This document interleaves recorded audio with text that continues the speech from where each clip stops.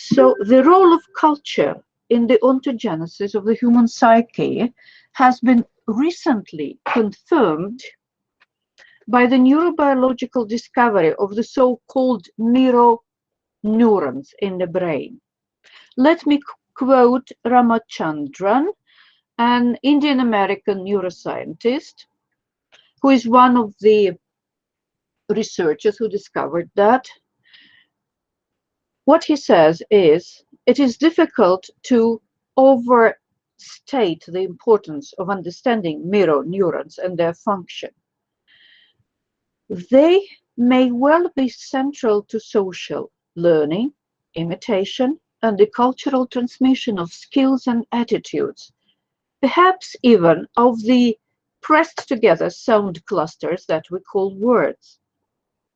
By hyper-developing the mirror neuron system, evolution, in effect, turned culture into the new genome. Irina, yeah? Sorry to interrupt, but we are still seeing your first slide. Is that right? But I'm enthusiastically changing. Yeah, there is something going on. Maybe you can send this slide to someone. Can you see it now? Can you see my? No. Yes. No, it's stopped now. This is very strange.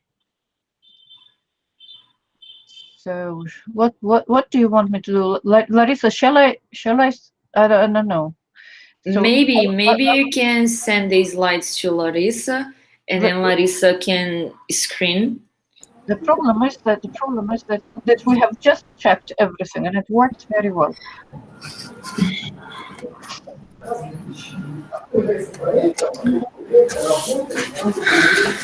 me try it again. You can either send these slides to me, and I will try to share it with everyone, or just go on without presentation. So in the right bottom there is present now, and maybe we can try to share your entire screen. If it doesn't work, we try a window, and if it doesn't work, a tab. I think I will continue, ladies and gentlemen, if you don't mind. All right, because I'm at the middle of everything. So so I will try and continue then. And my presentation disappeared, even from my screen now. Just a second. Yes.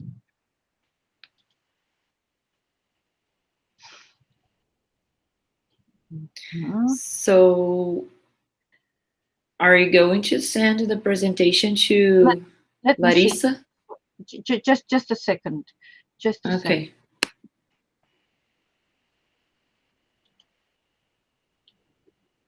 To me. Somehow it blocks sharing the screen. All right, I will continue, ladies and gentlemen. Very sorry, colleagues. So, where did I stop? Neuroscience and cultural history of the psyche. Thus, we see that the ideas of the cultural historical theory of the psyche and the concepts of the theory of speech activity developed on its basis are confirmed by the discoveries of modern neuroscience. Let me quote Ramachandran again. The humans are the one and only species that veritably lives and breathes culture, the culture being transmitted thanks to language and imitation. Very similar, very close to the theory of Vygotsky. In order to answer the question about the relationship between language and thinking, the theory of speech activity seeks the answer to the main question, that is the question of the relationship between language and consciousness. as Alexei Leontiev puts it, Leontiev the Jr., there are two mutually exclusive approaches to the relationship between language and consciousness in world science. According to the first approach, the unit of consciousness is a linguistic sign. And this is the idea which is common to most of new neo-positivist interpretations of language. According to the other of the two approaches, the unit of consciousness is the objective meaning, and language, in this case, is understood as a system of meanings that can be actualized or externalized in the verbal form. This is the quotation from Leontiev. Now, if we speak about language and consciousness from the relations between language and consciousness from the psychological perspective, we say that in psychological theory of activity, consciousness is associated or identified with a picture of the world. Meanings are recognized as the most important constituents of consciousness, since they are the ideal form of existence of the objective world, its properties, connections, and relations transformed and rolled up in the matter of language. It is meanings that underlie the mechanism of knowledge transferring from generation to generation, since they become the ideal form of existence of the objective world. They control the internal and external activities of people. When we speak about the relations between consciousness and culture, which is one of the issues we are trying to comment on, how do consciousness and culture relate from the psycholinguistic perspective? Here are the basic ideas. One, a representative of the particular ethnic group perceives any object not only in its spatial dimensions and in time, but also in its meaning. The meanings accumulate or reflect the intrasystemic connections of the objective world. Meanings, in fact, are certain cultural stereotypes, an invariant image of a given fragment of the world, inherent in one or another ethnic group. And finally, since each person looks at the world through the system of objective meanings acquired in the process of socialization, culture can be viewed, among other things, as the system of consciousness. One of the most extensively used methods of research in modern Russian psycholinguistics is the so-called association experiment, sometimes referred to as association test. An association experiment makes the content of an individual's consciousness, normally hidden from the external observer, available for analysis, since it externalizes the content by means of language. The association field obtained as a result of a mass association experiment is a reflection of the knowledge that, so to speak, stands behind a word of a given culture, of a given language. That is, it reflects the meaning of the word as a socio-cultural reality. And finally, association field, or associative field as we call it, makes it possible to observe or analyze the images of consciousness of language speakers. To be more exact, the content of images that content which is externalized in the association field. And finally, I arrive at the take-home message, which is as follows. we can conclude that the theory of speech activity views language as a socio-cultural phenomenon, human consciousness as an image of the world, and culture as a system of consciousness. This is how we interpret their interrelationship. Thank you very much for your patience and enthusiasm, and hope it happened just with me, not with anybody else.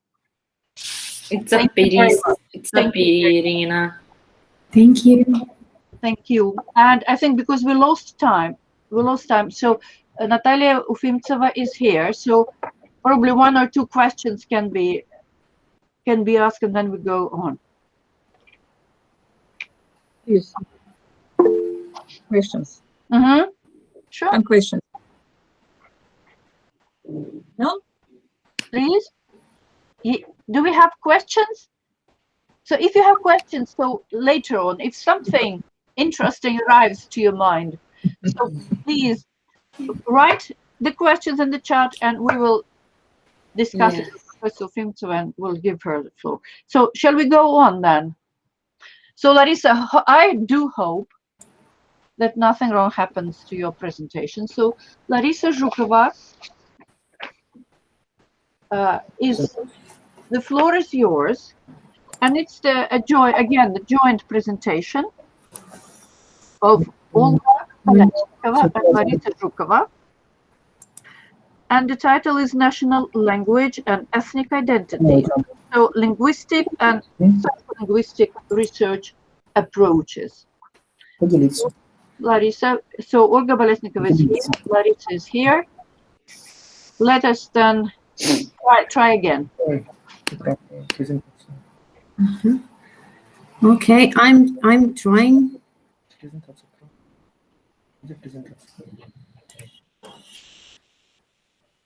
I can see it very well. Try full mode. So is it okay? Yeah.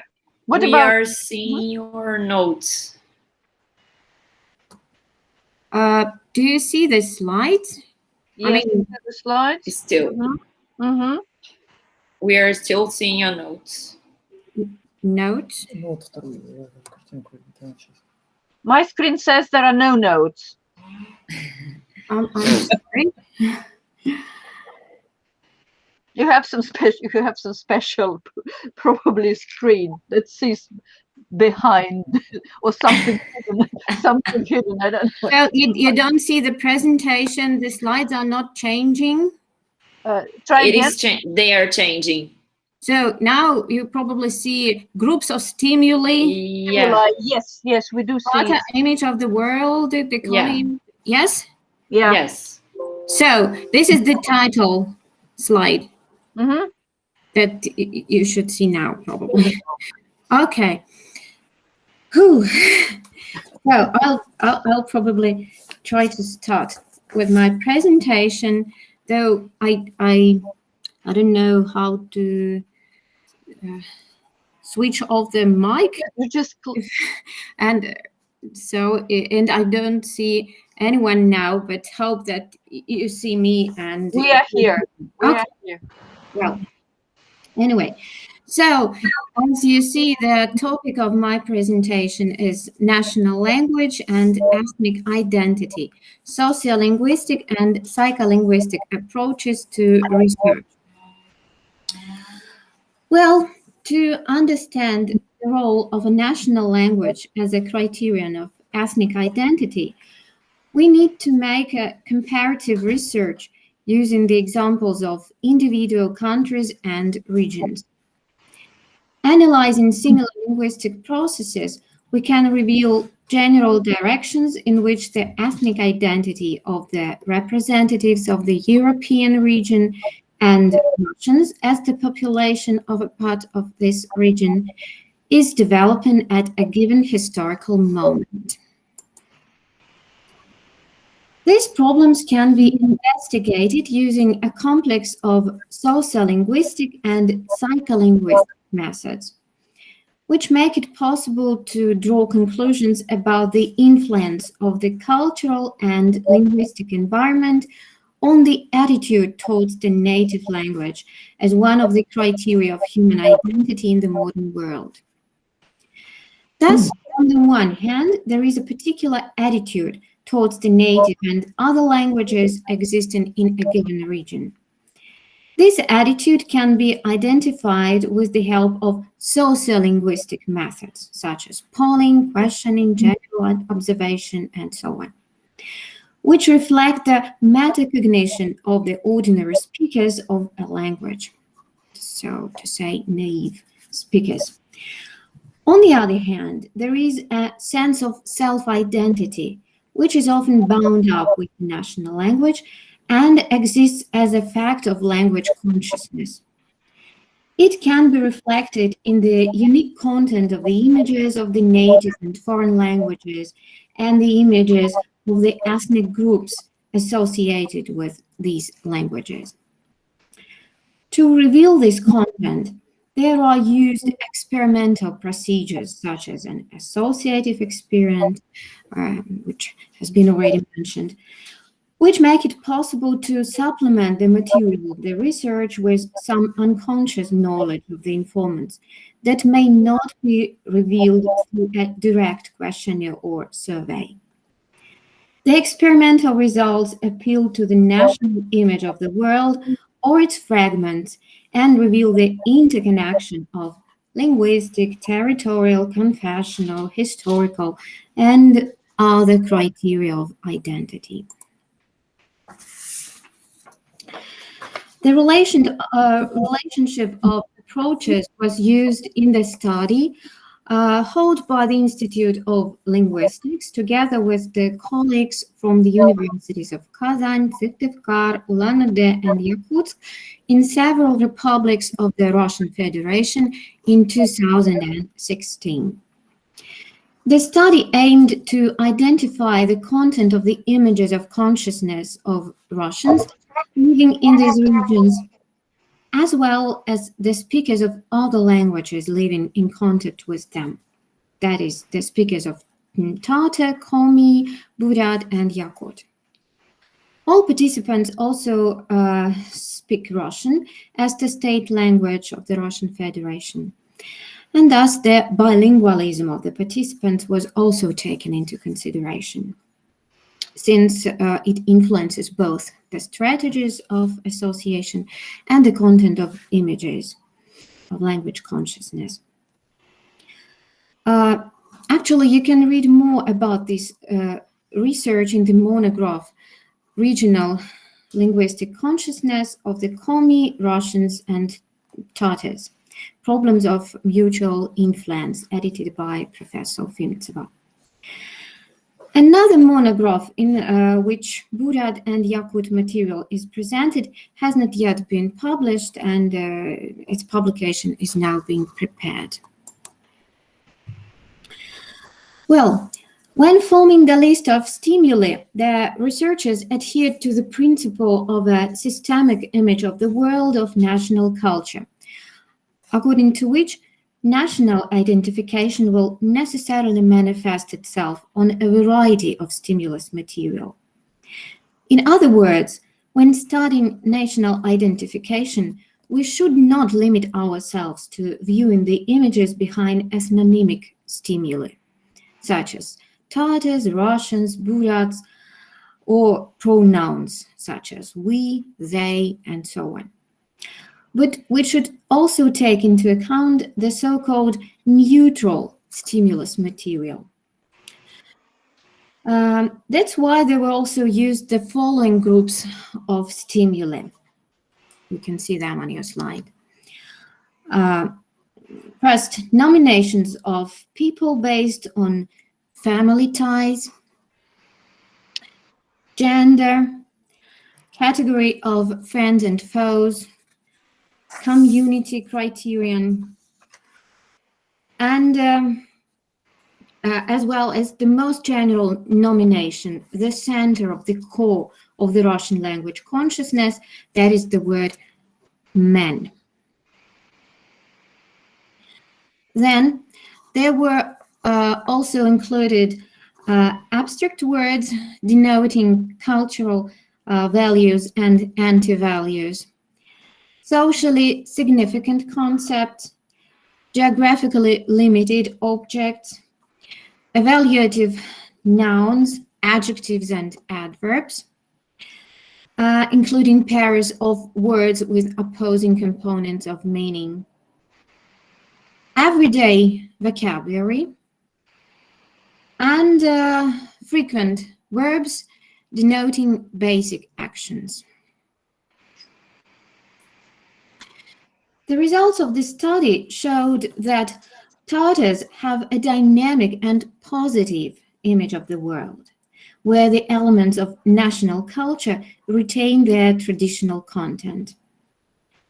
In addition, there exists a pronounced collectivity of the Tatar culture, especially on the family and clan level, which is reflected in the language consciousness of its young representatives. As a rule, the bearers of the Tatar culture are actively involved in some kind of activity, and the objective reality takes a significant part in their life. The concepts of duty and the need for activity are very significant, which is expressed in the variety of responses containing this component in their meaning, as well in the fact that of the actualization of a complex of words with the meaning of duty and necessity. Then the world of the Tatar culture bearers is not only more physical, so to say, but also more social. It is associated with the awareness of the environment in which the most important role belongs to the family and clan. Thus, a pronounced territorial and language identity of Tatars is revealed. In contrast, the consequences of assimilation of the Komi culture carriers with the Russian population are obvious. They manifest themselves not only in the factor of monolingualism, and thus the weakening of their language identity, but also in the content similarity of the Komi language consciousness with the Russian language consciousness.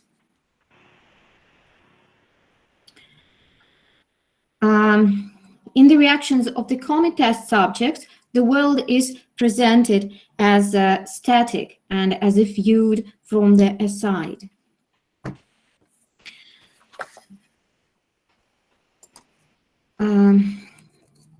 Then, Tatars have more diverse ideas about territorial objects.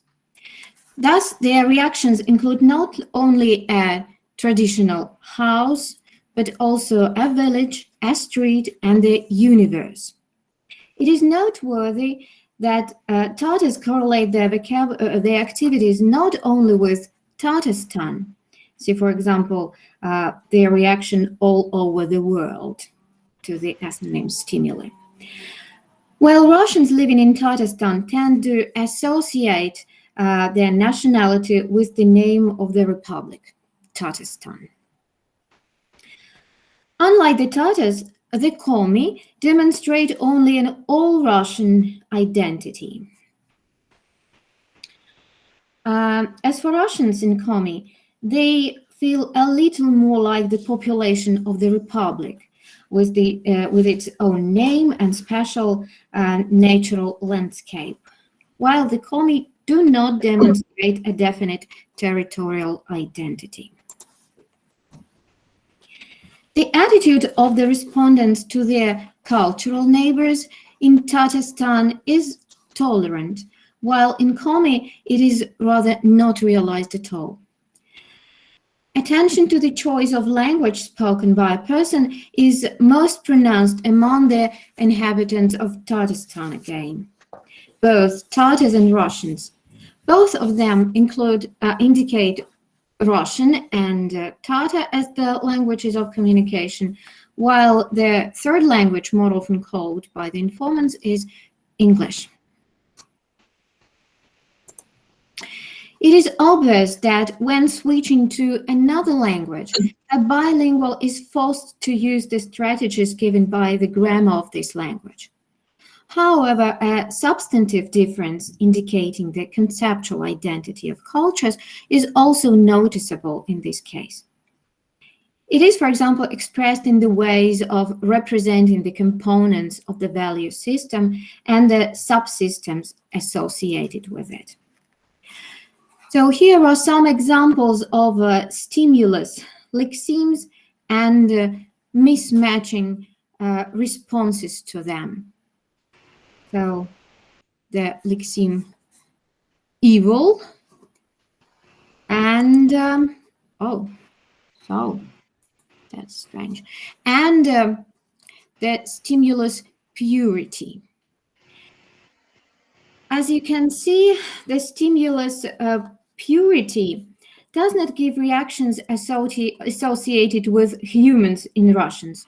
Oh, you don't see it probably, but I'll just tell you that the stimulus purity does not give reactions associated with humans in Russians.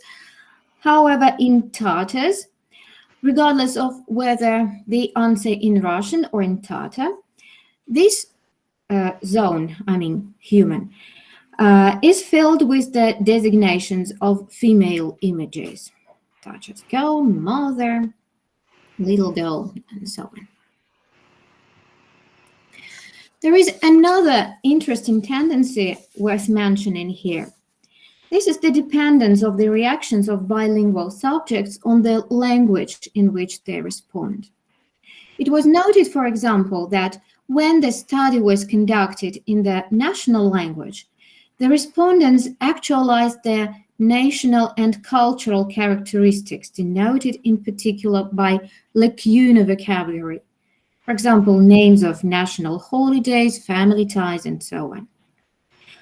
Thus, a special attitude to the male elders was revealed among the Tatars and to the female elders among the Komi respondents. In other words, answering in one's own national language actualizes many specific cultural realities and connections, otherwise not seen. For example, the following reactions were received from the bilingual Tatars to the stimulus power in Russian, власть, and in Tatar. So from this you can see that the locus is perceived as one's own space only when answering in the native language. And now let us give an example of a semantic gestalt built on the basis of the results of the associative experiment with the Tatar respondents in Russian and Tatar languages. So here the pronoun he was used as a stimulus word.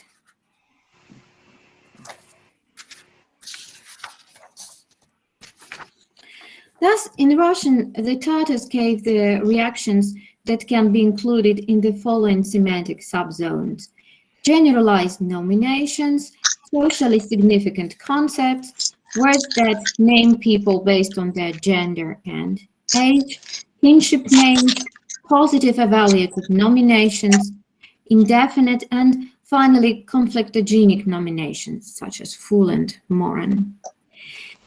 The semantic zone subject of the Gestalt in the Tatar language as a whole includes the same subzones, except for evaluative ones.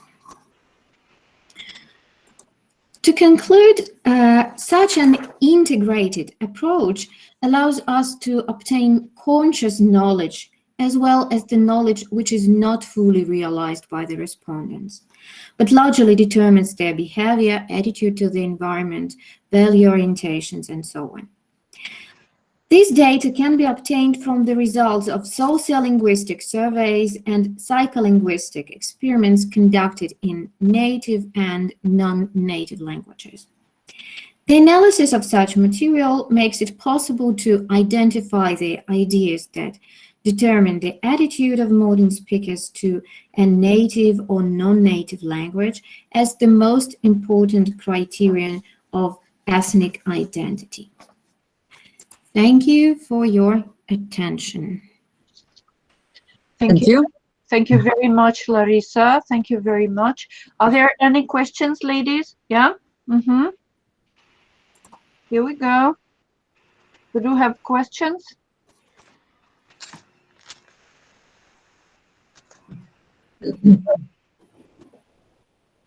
Here we go. Anything to ask?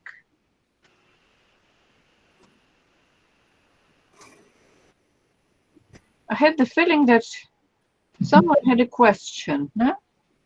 No. Not now, not now. No.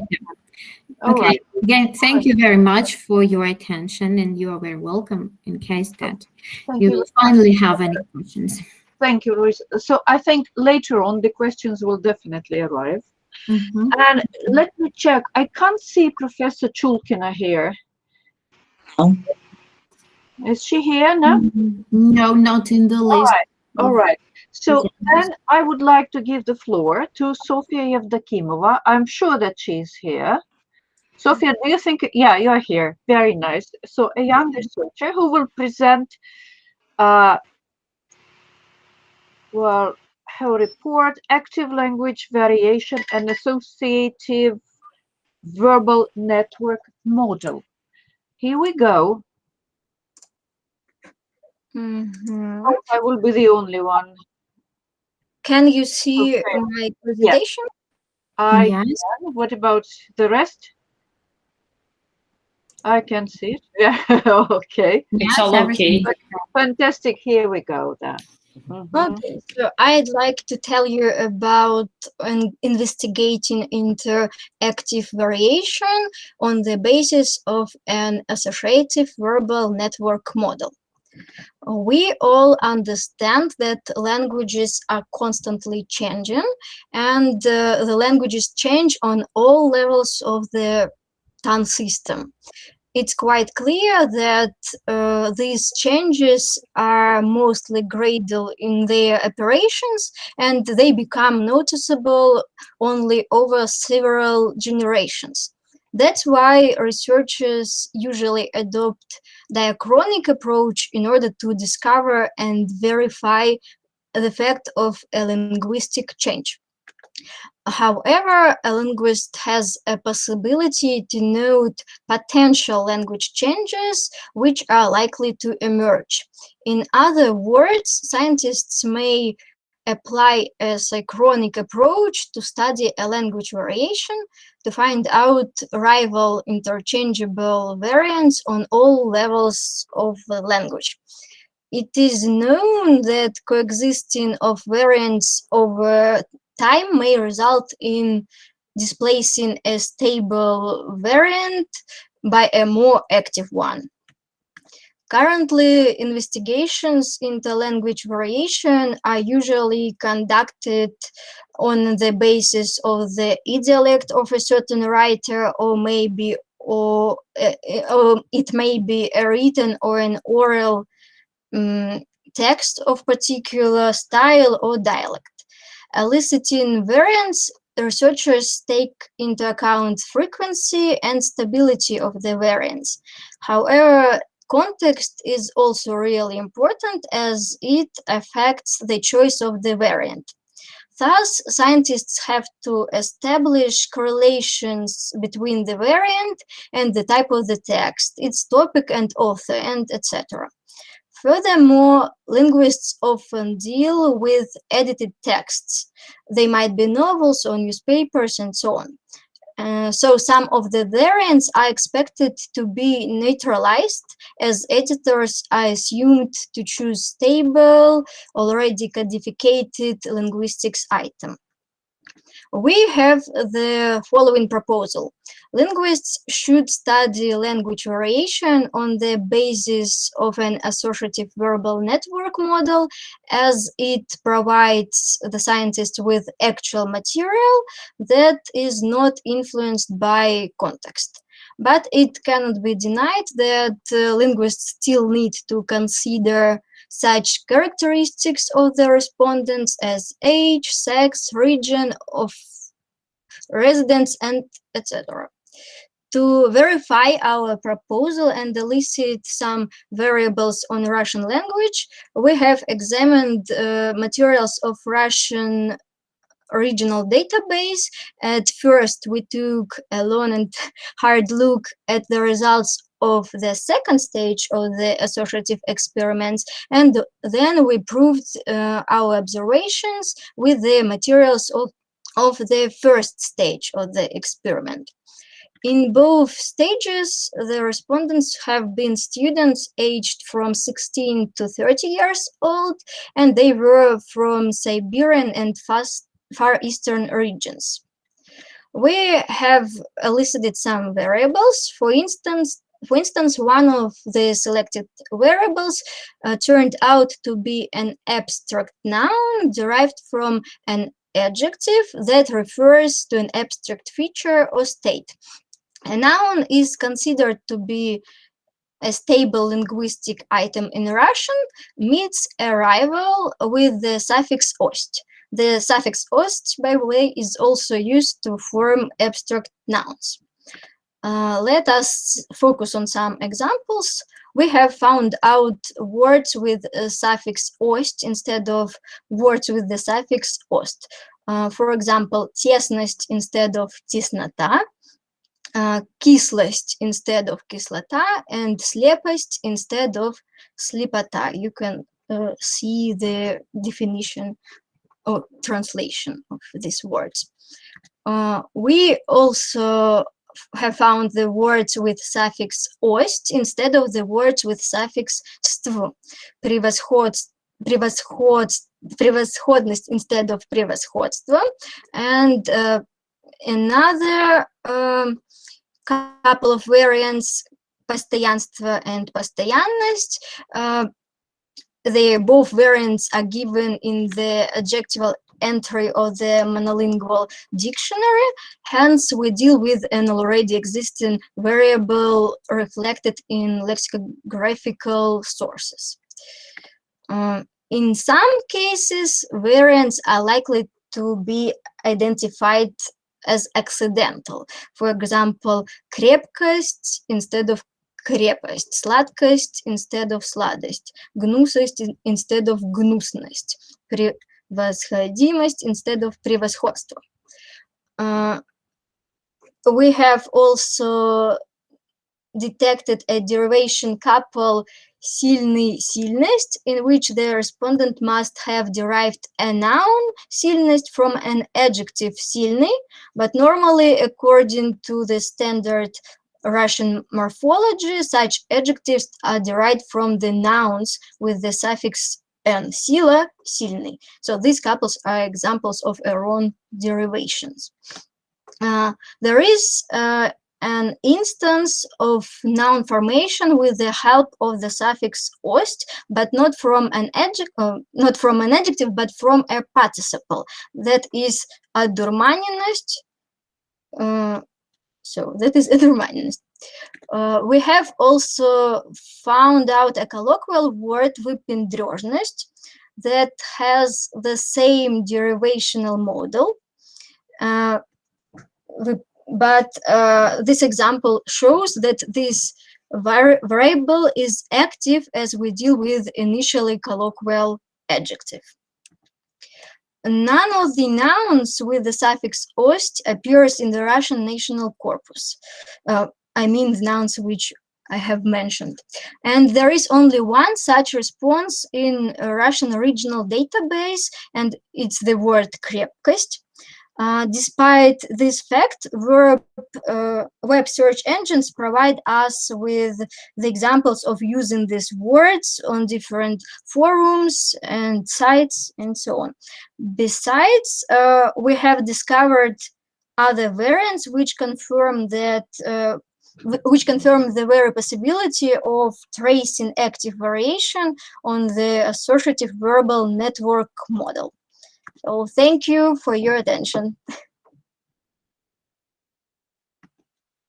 Thank you, Sofia. Thank you so much. Do we have questions? Yeah. Thank you. Thank you, Monica, for your reaction, for your very positive reaction. Thank you. Anything to ask or comments, perhaps? Do we have comments? Questions?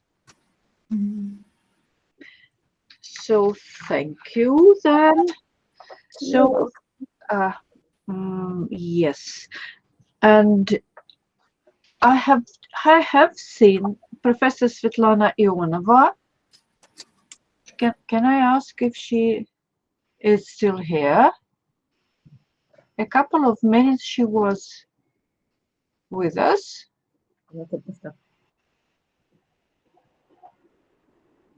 So, Professor IONOVA, are you here? No. No, she's not. She just left us. And what about the team of Professor KHARCHENKO? Anybody? Now I can't see anybody of the team. No. So my feeling is Istvan, are you here? He must be here. You must be here.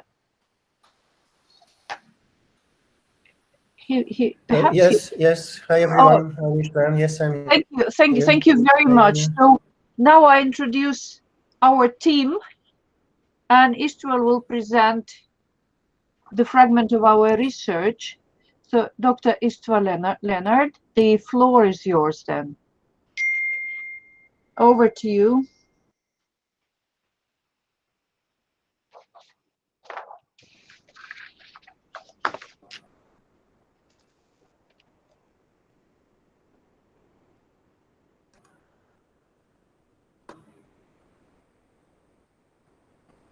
So the research was conducted by an international team, Russian-Hungarian team, and Istvan is both. Being a Hungarian, he represents Moscow University, Sechenov University, where we work together.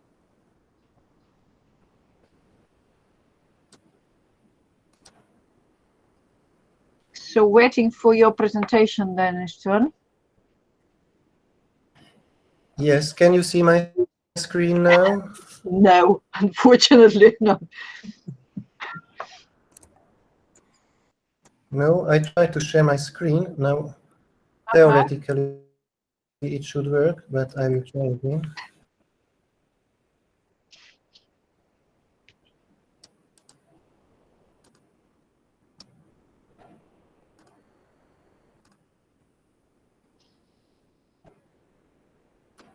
Can you see it now? Not yet. No. Oh, yes. it's about to be here. Yeah. Istvan, congratulations. Here we go. You can see now. Yeah.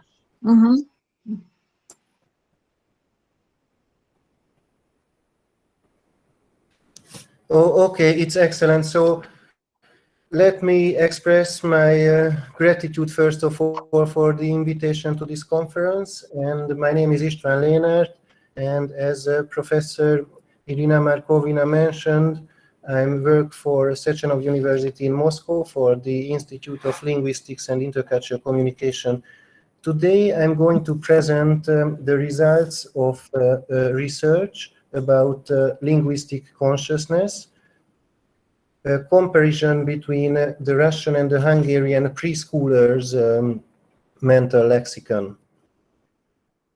Let me firstly introduce the members of our team: Professor MARKOVINA, Professor Orsolya Endrődi, representative of Hungarian Eötvös Loránd University, and myself. This research was conducted under the two universities and with the financial help of the Russian Foundation for Basic Research and of the Hungarian National Excellence Program of the Ministry of Human Capacities. The research itself is a cross-cultural and interdisciplinary one in a sense that it compares, as I mentioned, Russian and Hungarian preschoolers, and secondly, it combines a psycholinguistics and a pedagogical approach. The two fields proved to be extremely well complementing each other. Let me say a couple of words in the name of Professor Orsolya Endrődi, who is the representative of pedagogy in our team. So childhood as a social construction is, it means that this is a variable of social analysis to be considered in conjunction with others, such as class, genders, and ethnicity. We refer here to the works of James and Prout, and children are seen as active persons of society determining their own lives and lives of the people around them. Our respondents were 4 to 5 year old kindergarten children. Let us display a slide about the history of the Moscow School of Psycholinguistics. Professor MARKOVINA already mentioned about the school of thought itself and about the association method. So the inception is in the mid-60s with Professor Leontiev's lectures in Moscow. And the main technical term is языковое сознание, or linguistic or verbal consciousness, which is defined by Professor Tarasov as follows: a complex of verbally externalized mental images of consciousness, which contain concepts of man and his activities, as well as objects and phenomena of the world developed by members of a certain culture. This is the starting point of our research, and we also relied on the Lacuna theory developed by Professor MARKOVINA. So our main research method was the association experiment. We asked 100 persons per country in Hungary and Russia. In Russia, all of the kindergarteners were students of Moscow schools. Meanwhile, in Hungary, various bigger and smaller cities. As a summary, we can state that respondents were children with urban background, and the year of birth is 2013 or 2014. A typical interview association experiment took 15 to 20 minutes.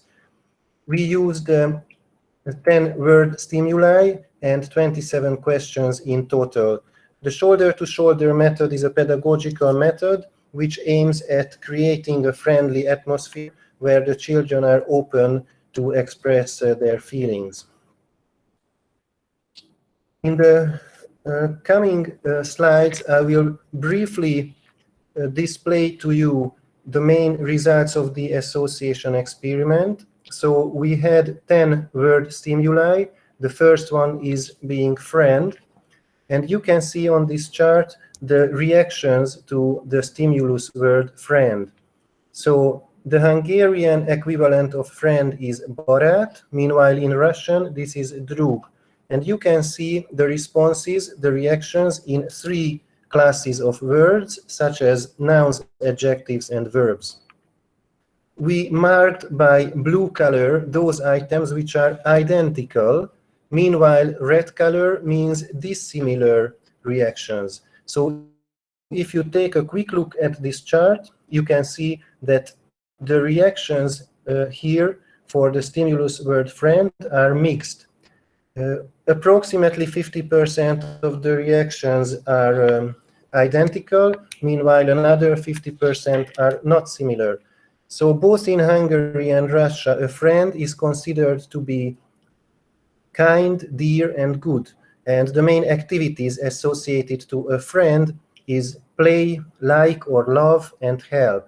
These are the common reactions. The differences include nouns. In Hungary, most typical nouns are toy, mother, nursery. Meanwhile, in Russia, these are boy, girl, man, and a female friend. So let me also explain the color of friend. This is marked by yellow. This means that friend has a mixed perception. When we compare Hungarian and Russian kindergarteners, we can see that the perception of the words, of these notions, are mixed, a little bit different, around 50%, but a little bit similar as well. Child, however, the second stimulus word, you can see marked by blue, means that the majority of the reactions, nearly 90%, is identical in the two cultures. So a child for both nationalities and both cultures are described with these adjectives: small, good, kind, and big was also mentioned. Noun reactions are also very similar: small, baby, mother, and boy. And interestingly, verbs are nearly the same: to grow up, and to like or to love. Let me just also run through the other stimulus words, not going into too many details. However, family, as you can see, is also marked by blue, so the perception of family is very, very similar in the two cultures. Interesting to note that a family is always associated by mother, father, and grandmother. In the Russian family, the grandfather is also present. More typically in Russia, the grandparents' generation is present. And you can see also the adjectives and verbs are very much similar. Water is our first example, which resulted in a completely different perception. So in Hungary, children associated to Danube, the Danube River, to Balaton Lake, which are all realias of the Hungarian linguistic consciousness. Meanwhile, in Russia, main reactions included river, a liquid, or hand as well. For Russians, water's main characteristic is liquid, hot, and tasty. Meanwhile, in Russia, these terms are transparent, drinking water, and wet.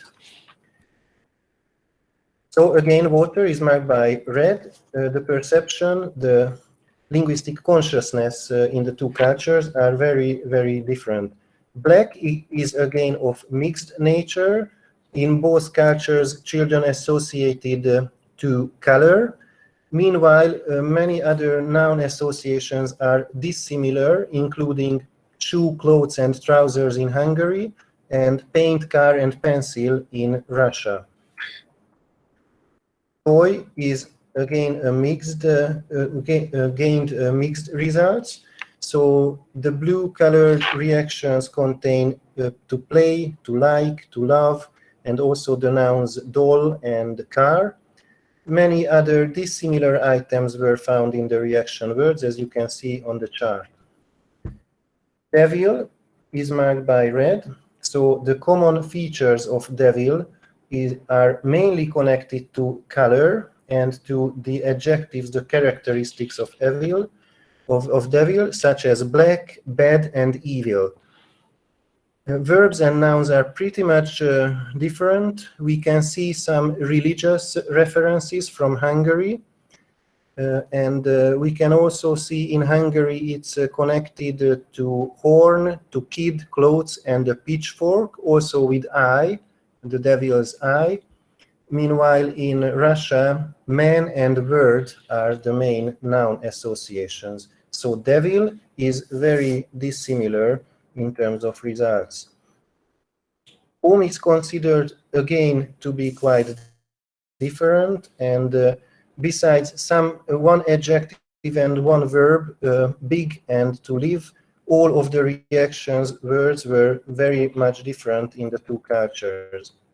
Number 3 is foreigner. A little bit surprising, perhaps, at least for us researchers, is the result that a foreigner is considered to be very similar. So the main verbs connected to a foreigner are to speak, to live, and the nouns connected to a foreigner are man, country, and language. And our last stimulus word was angel, which also resulted in mixed associations. So an angel is usually associated with the colors white and with the adjectives good and kind. And here again, we can discover religious references, including little Jesus or gift, which is connected in Hungary to the Christmas celebrations. Meanwhile, in Russia, reactions are more neutral in terms of religion, and an angel is associated with sky and man, also with the verb to live. So these were our 10 stimulus words, and let me share with you the summarizing table of our results. On the left-hand side, you can see that 4 to 5-year-old kindergarten children have a very similar perception about these 3 stimulus words, child, family, and foreigner. A very different associative field about water, devil, and home. Meanwhile, a mixed reactions to these 4 stimulus words, friend, black, toy, and angel.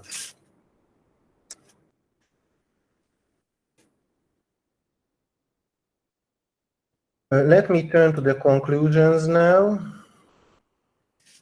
We drew the following conclusions according to the results shared in these previous slides. We identified several universalistic features, such as a foreigner, for example, is usually the one who speaks, who lives, or travels. These are the same verbs associated to a foreigner.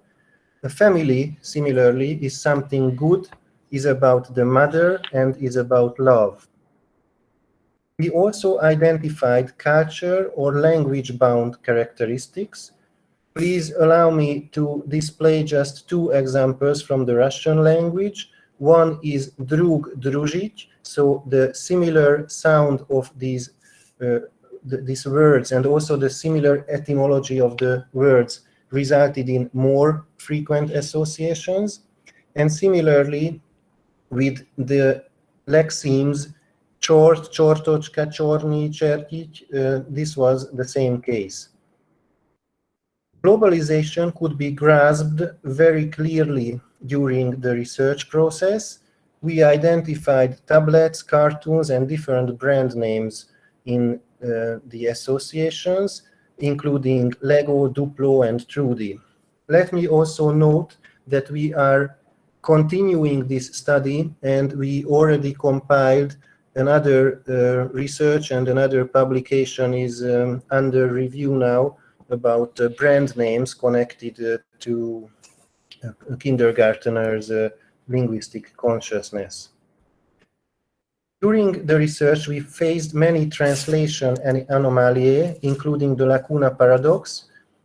Let me give you some examples, maybe just 1 or 2. So devil, for instance, is difficult to be translated because it has several equivalents in both the Hungarian and the Russian language. So devil can in the Russian be translated to, as you can see, to chort, to satana, to diavol, and to bes, and so on. So these made us think about the Lacuna Paradox. That means that in the process of the research, some lacunae also influence the result of the research itself. Let me mention another lacunae, is the one with toys and games. So interestingly, in the English language, for example, there are 2 terms for toy and game which do not denote the same. And in the Russian language, it's similarly, we have igra and igrushka, Meanwhile, in the Hungarian language, we have only one word for the two items, which is játék, and játék can mean toy and game at the same time. So here we had to make a decision, and we decided for going for toy instead of game. So it also influenced our results. Another conclusion of a pedagogical nature is elaboration, in a sense that our kindergarteners, our respondents, used this opportunity to be part of a survey to express themselves about their feelings. So, for instance, one of the children, she shared with us her problems because unfortunately her parents, her father passed away recently, and this interview was a good way for her to speak about it and to reveal her feelings. The same was the case with another child whose parents divorced a couple of weeks ago, and he also talked about his problems. Fiction and reality are intertwined in the children's linguistic consciousness, which was very clearly marked in the reaction words. We are very much convinced, all of the members of the research team, that this research needs to be continued. And in fact, we are already working in different directions. One of those is repeating this survey in further countries. We already finished a replica study of the same research in Laos, in Southeast Asia. We had the same methods with 100 children, and after that we already reported on that and published an article. So this is also available for anyone who is further interested in this research. So before closing my speech, because I have only 2 minutes left, I'd like to share with you some funny moments of our research with some utterances of children. We had a lot of fun time and laughed a lot when working with children. The member of a family is mother, father, children, cat, and a monkey. This was one of our respondents' view. The foreigner is someone with green skin and 4 eyes. A family is when mom goes to party. Water, it contains the vitamins. And our last 2 items are devil and angel. So what is a devil like in the linguistic consciousness of a 4 to 5 year old child? A person who hasn't had a shower for a long time. I don't know, but his father is yellow and has big feet. The devil is mean and usually together with Santa Claus. The devil, I don't know. I only know about dinos and extraterrestrials. What about an angel? An angel is friendlier than the devil, indeed. An angel is a person who can swim under the water. Someone who flies to escape from the crocodiles. An angel is our security guard. And last but not least, the angel is the one that jumps in when the devil gets sick. So with these rather funny moments and sentences, I would like to close my presentation. And I also must confess that originally our co-researcher, Professor Orsolya Endrődi, should be here, and I wanted to entrust her to speak a little bit about the pedagogical perspective, but I think due to the change in the time, maybe she couldn't take part, but she also sends best wishes to the organizing committee and to the audience. So with these thoughts, I would like to thank sincerely for your attention, and if there are any questions, I'm ready to answer. Thank you so much. Thank you so much, István. Ladies and gentlemen, dear colleagues, any questions? Any comments? I can see written comments here. Anybody wants to make an out loud comment or ask a question? Really interesting. Is it possible or interesting to conduct the same experiment with children of the same age in 10 or even more years to compare the results? Yes. Yeah, thank you so much for the comment. And let me also add that we actually did the same thing. So we already conducted a second phase research with children from 10 to 12. So now we have a full scale from 3 to 5, from 10 to 12. And we also have the results of the association dictionaries, which in the Russian case are compiled from 16 to 25-year-old adults. So we have different age groups already. So thank you so much for the comment, and our research team did take into account this.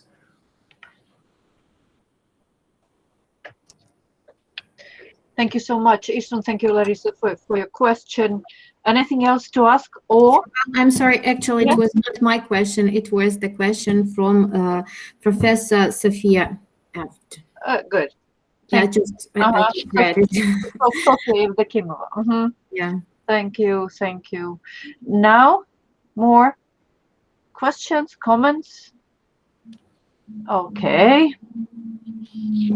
Once again, thank you, Istvan. It was really interesting, though I know it very well. I really enjoyed it, especially the final fun example. Yes. Yeah, really, I like them very much. Thank you so much. Yeah. Okay. Now, here, dear colleagues, so I can see that Professor KHARCHENKO is here. So Professor Ionova has very bad connection. She comes and goes and doesn't feel like speaking in that way.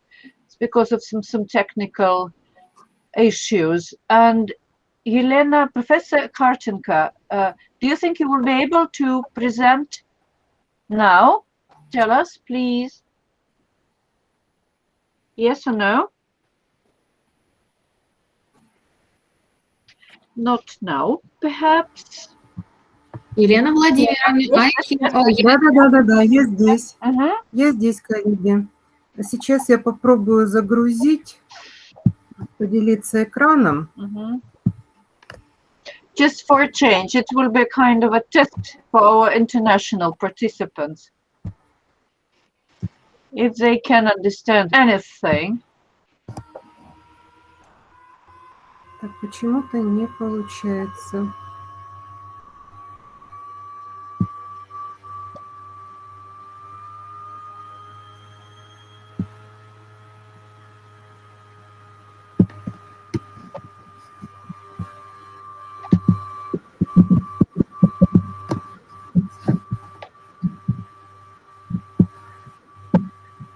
Так, может быть, я что-то делаю не так, Ирина Юрьевна?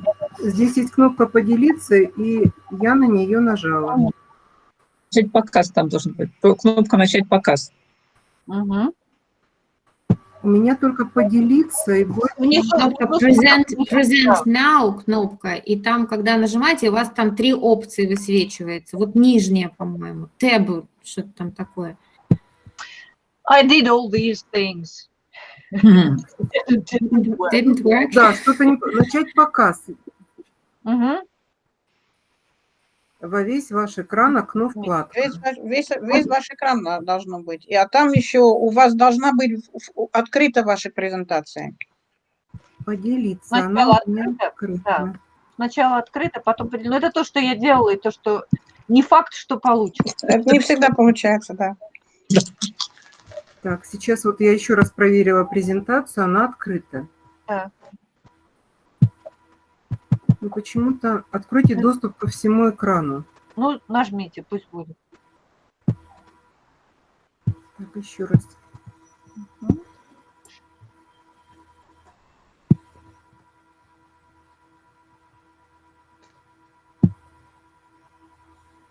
Я даже слышу, как Там работает.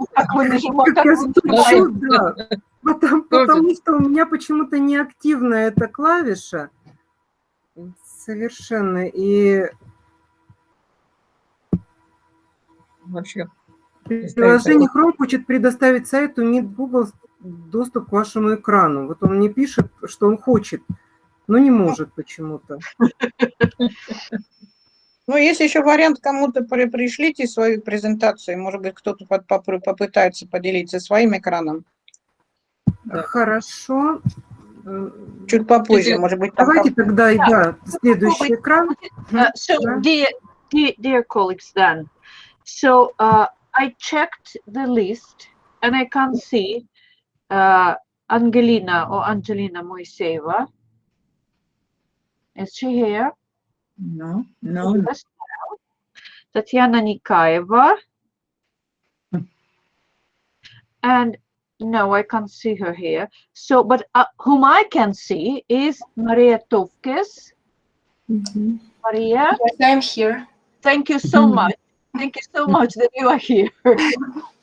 It's a real pleasure. So, do you think you will be able to present now? Yes, sure. I will try to demonstrate my screen because I'm doing this for the same time. For the first time, yes. For the first time. All right, try again. So, I'm not completely ignorant, but I didn't manage in that. So, yes, it seems to be working. Please tell me, does the presentation works? Yeah. Yes, we see it. Thank you very much. But can you make it full screen? Sure. Good. It works. Okay. Dear colleagues, I would like to present the paper, Image Dominance of a Woman Politician in the Language Consciousness of Twitter Users. The research question is directly connected with gender asymmetries in various spheres of public life, ambiguous perception of women with high social status, and women's participation in big league politics. Also, the sample highlights the presidential elections in the United States and in Russia, where women were registered as candidates. Also, it's important to highlight the phenomenon of gender pyramid in politics that denotes different percentage of women in politics in various levels of politics. And to demonstrate this phenomenon, you may see the statistics from the survey Women in Politics. Also, blog communication is considered to be the most influential type of today's mass communication, and it's interesting to study public opinion on socio-political issues based on individual reactions of the Twitter microblog users. So the aim of the research is to identify the dominant characteristics of the modern image of a woman politician through the language reactions of the Russian-speaking and English-speaking segments of Twitter in order to compare the degree of gender asymmetry or gender equality in the language consciousness of different cultures. The object of the research is tweets, as today interactive forms of electronic communication have become platforms to discuss socially important issues. The sample includes 9,327 tweets with two groups of keywords. They were published during the exact time, and these two groups of keywords denote a woman politician and her various social roles in this field. Speaking about literature review, it is important to highlight various branches of research, both in sociology and linguistics. Speaking about sociology, I would like to highlight analysis of socially important characteristics typical of men and women, distribution of male and female social roles, spheres of action, types of behavior, models of gender interrelations in Russia, and dominant gender constructs. As for linguistics, it's important to highlight lexicosemantic characteristics of masculinity and femininity, stereotypes of speech behavior of men and women, and gender stereotypes in mass media. When studying blog communication in the political sphere, one may highlight the following fields of research: the difference between blogs and traditional media, the goals and motivation of blogging, the influence of blog on the political process, the linguistics of the internet and the speech behavior of users, and the specifics of the language of internet communication in the information society. Here on the slide, you may see theoretical grounding and methodology. So the research is based on the theory and methodology of gender constructivism, according to which gender may be interpreted as a product of discourse and constructed in a communicative context. Several methods were used, such as methods of applied psycholinguistics, linguistic methods, and methods of computational and corpus linguistics. The used software is Antkonk, Python programming language, and Sketch Engine. Now I would like to comment on the Russian-speaking segment of Twitter. The most frequently used keyword is «женщина-политик». So the most frequent linguistic means are those marking factual information. For example, allusion is used to indirect nomination. Epithets marks a position, rank, nationality, political views, and anthroponym is used to nominate a woman politician. Here on the slide, you may see the examples of anthroponym, allusion, and examples of epithets. Evaluation markers are mostly used with positive connotation in the Russian-speaking segment of Twitter. Bloggers highlight attractive appearance, high intellectual abilities, and positive traits of character. Also, one may point out that positive evaluation of personal qualities prevails in the Russian-speaking segment of Twitter. And to illustrate this idea, you may see several groups of such characteristics in the table. For example, bloggers highlight appearance, intellectual abilities, traits of character, popularity among Twitter users, and evaluation. Here, it's important to know that the most numerous group is traits of character with positive connotation. Bloggers highlight the ability to be brave, progressive, ambitious. Now, I would like to comment on the English-speaking segment of Twitter. The most frequently used keywords here are female president and woman president. The most frequent linguistic means are those marking factual information. For example, epithets highlights not only factual characteristics such as country, age, nationality, but also evaluation, attractive appearance, clothing style, professionalism, contribution to the country, etc. Allusion is also used to indirect nomination, and anthroponym is used to nominate a woman politician. What is more, there is a wide variety of evaluation markers, mostly with positive connotation. Speaking about stylistically colored lexical units, I would like to note that positive evaluation also prevails here. And bloggers evaluate positively not only personal characteristics, but also high professionalisms. And here on the slide, you may also see examples of anthroponym, allusion, epithets, and stylistically colored lexical units. Also, there is a table where various characteristics of a woman politician in the English-speaking segment of Twitter is highlighted. There are several groups of characteristics such as appearance, traits of character, evaluation, intellectual abilities, and contribution to the country. So I would like to note that the group marking traits of character is also the most numerous one, and positive characters prevail here. Bloggers highlight high professionalism, strength, and the ability to be competitive.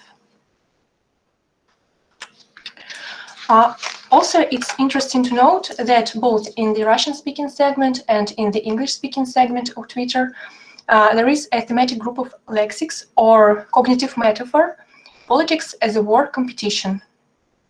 So here the following idea is highlighted.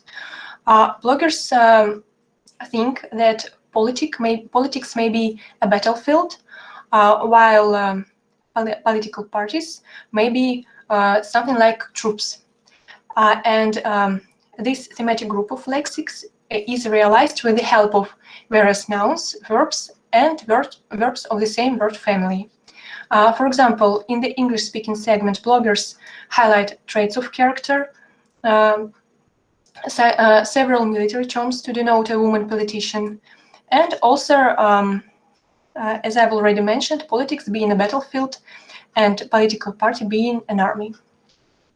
And also you may see in other examples on the slide concerning verbs and verbs from the same root verb family.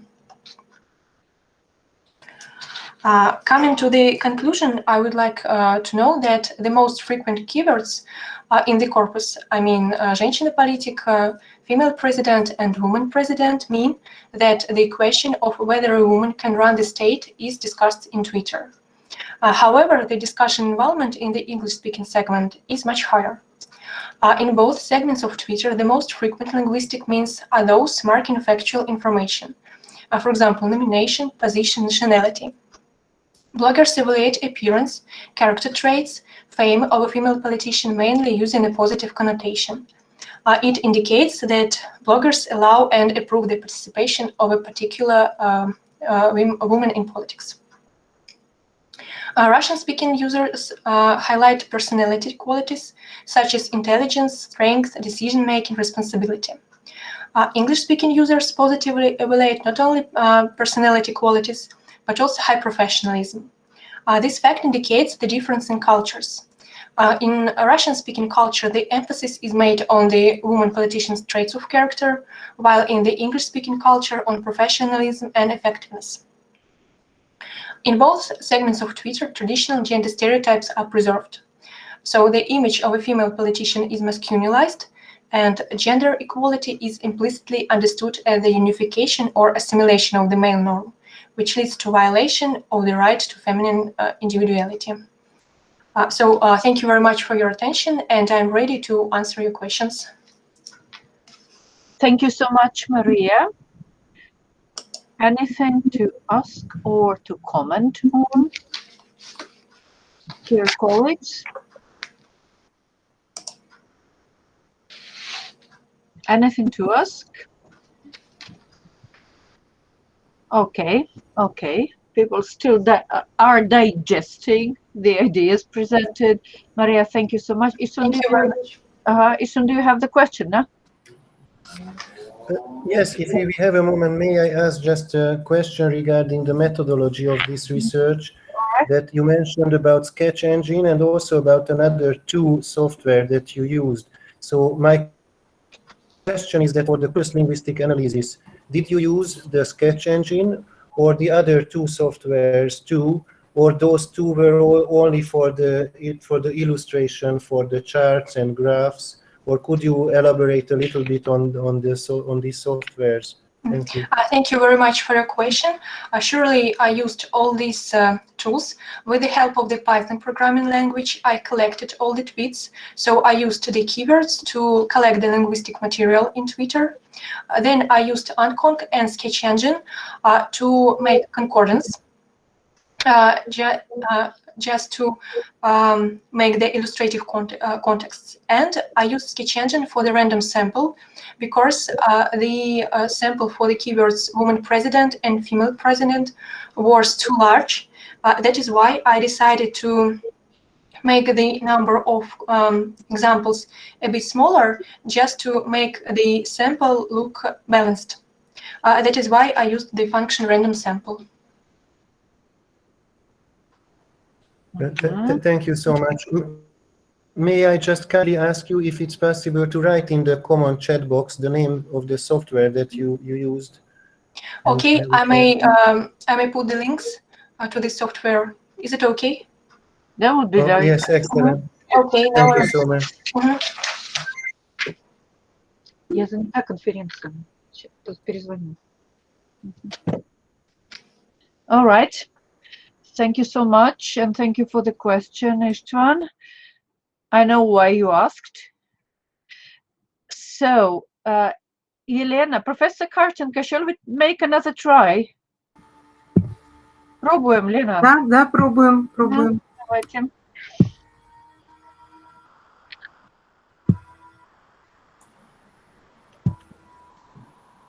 Нет, видимо, все-таки я прошу Ларису попробовать это сделать. Вы отправили, да? Да, я отправила. Окей. Тогда вы нам говорите красиво. Next slide, please. Yes, of course.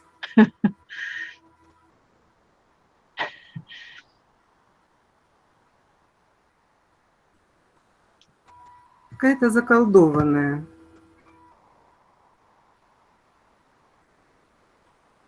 Так.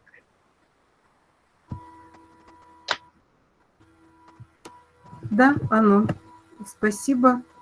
Видимо, что-то у меня сегодня обычно получалось. Итак, уважаемые коллеги, я прошу прощения за то, что я буду говорить на русском языке, но я буду говорить медленно, и если что-то будет непонятно, я потом готова пояснить. Наш проект, который называется «Восприятие и интерпретация текста в поликультурной среде», он, как вы видите, не только мой, это еще и преподаватели нашей кафедры, и поэтому он обусловлен очень важными причинами. Пожалуйста, next slide, please. Good. Это, во-первых, конечно, увеличение миграционных потоков, расширение областей межкультурного взаимодействия, потребность в эффективной коммуникации. И в первую очередь для нашей кафедры это, конечно, лингводидактика и прикладная лингвистика. Дальше, пожалуйста. Конечно, понимание текста как объект изучения существует уже давно, и вы видите, здесь перечислены имена тех людей, которые этим занимались, этим вопросом, и это далеко не полный список. Но, тем не менее, мы считаем, что именно текст сейчас может быть той отправной точкой для того, чтобы нам понять представителей другой культуры. И это действительно очень интересно. Интересно и как проективные методики, потому что мы получаем другой взгляд на мир. И иногда, кстати, для нас было это открытием, что, хотя мы и специалисты, уже считаем себя специалистами в межкультурной коммуникации, что даже мы не справляемся и заранее планируем, как наши студенты должны описать, должны понять ту или иную ситуацию. И вот здесь как раз, как никогда, актуально звучат слова о том, что текст творит не только автор, но текст творит и читатель, который воспринимает этот текст. Следующий, пожалуйста, слайд. И, конечно, формирование межкультурной компетенции – это одна из целей обучения русскому языку как иностранному. И вторая дополнительная наша цель была, к которой мы пришли, вот как раз показывая фильмы, созданные не так давно, как «Легенда-17», это формирование образа России и образа героя в России. Дальше, пожалуйста. Ну, конечно, я думаю, все знают слова Евгения Федоровича Тарасова о межкультурном общении, и мы с вами постоянно повторяем, что для того, чтобы понимать друг друга, нам нужны общие знания, общая перцепционная база, общие социокультурные знания или общие образы сознания. Теоретической базой исследования, дальше, пожалуйста, является теория речевой деятельности, теория языкового сознания и теория установки. Я думаю, что первые две теории в данной аудитории объяснять не нужно. Я напомню только теорию установки Узнадзе, которая говорится о том, что установка – неосознаваемая готовность субъекта к восприятию будущих событий, действиям в определенном направлении. Это нечто целостное, которое переходит из одной сферы в другую, и основа целесообразной избирательной активности человека.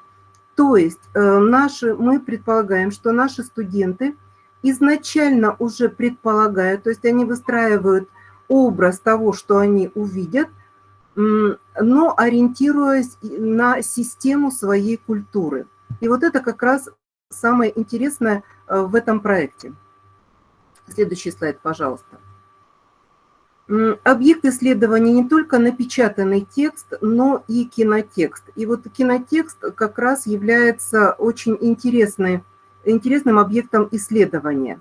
Респонденты – носители разных национальных культур. Дело в том, что на нашей кафедре обучаются студенты, слушатели, которые будут будущие студенты. Это около 300 человек из разных стран. В последние годы у нас было из 52 стран.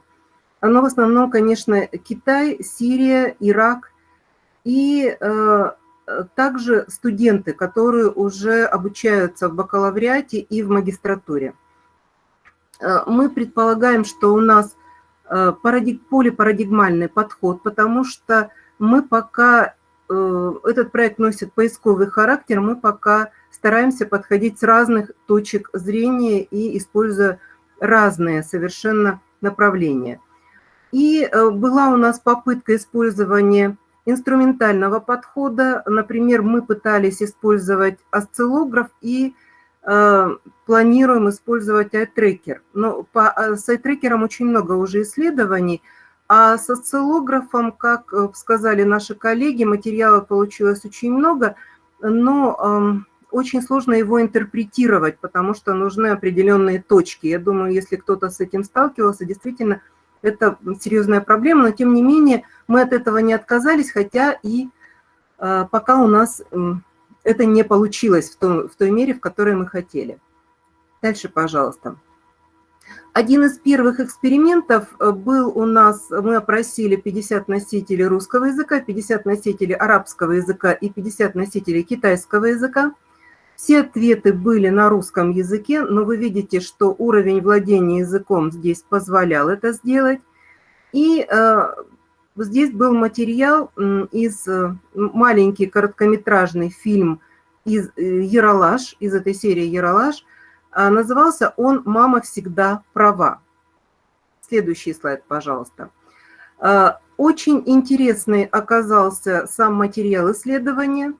В чем здесь суть? Как вы видите, мальчик. Мама покупает мальчику розовую пижаму, и он понимает, что что-то здесь не так. Он приходит сначала к сестре, потом к бабушке, и затем к папе, и спрашивает, это нормально, что у меня розовая пижама? И вот мы, конечно, думали, что...